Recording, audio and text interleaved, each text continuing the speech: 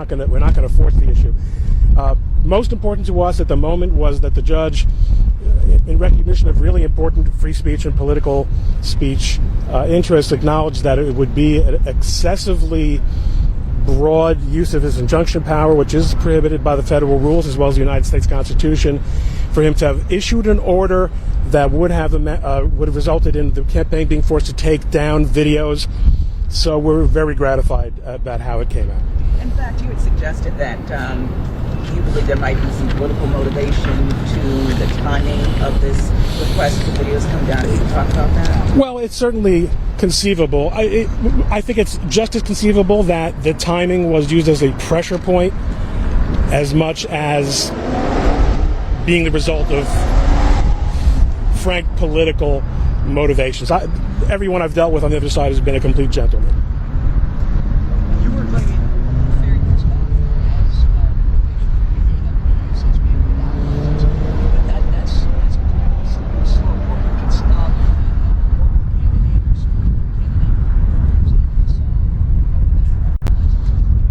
I think it's very important for us to understand that the fair use argument that we've been making is based on the way the video appears more or less in the background of the video. I'm sorry, that the song appears in the background of the video. We did, when alerted to the issue, get a license. We got a license because creators are entitled to be compensated for their work. We believe obviously, the campaign believes, and Mr. Trump believes in following the law. When the issue was brought to our attention, we got a license. In terms of fair use, though, that comes in at the video level. The idea that entire videos that have that music in the background should be taken down, that's where the fair use argument comes in, and I'd be happy to give a primer on fair use, but I don't think we're up for that today, especially. It's kind of conceded that the Hayes family probably is entitled to some type of payment for the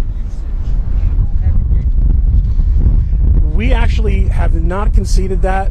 We're not clear that the Hayes family does have an ownership right. The judge felt that there was enough in the record to at least make a prima facie finding that they did have some kind of ownership right. It's a little bit murky, and the judge acknowledged that it's murky.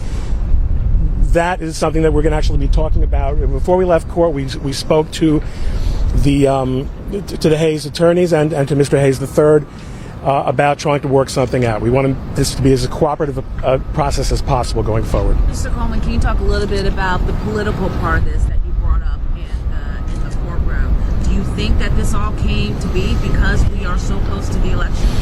Again, I do think the timing is implicated by the election, but there's every reason to believe that that choice was a tactical litigation decision. I have no way of knowing. I don't have an impression that Mr. Hayes is particularly political, but I could be wrong. I don't know the man. What message do you take back to your client, Donald Trump? He should understand that the Northern District of Georgia is a very good court that listens closely, that doesn't take sides, that calls it as they see him. That's the message. We have been meticulous about securing rights through the front door whenever possible.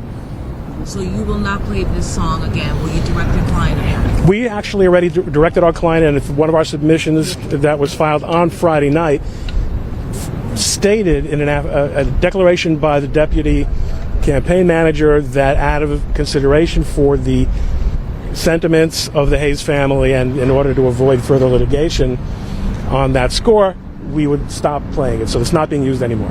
But you're going to keep it on the websites? We're going to keep it on existing videos. We're certainly not going to go and add layers of it. That would not be within the spirit of the order. That's for sure. Any other questions? Can you just say and spell your full name for me again? Ronald Coleman, Coleman, with the Dillon Law Group. I work with Harmeet Dillon. You know her. One last question. Do you believe that taking down those videos now would hurt former President Trump's campaign by taking them down now just for the sake of the family and how they feel about these being played? That's a political question, and I'm just a country lawyer. Thank you so much. Thank you. Thank you.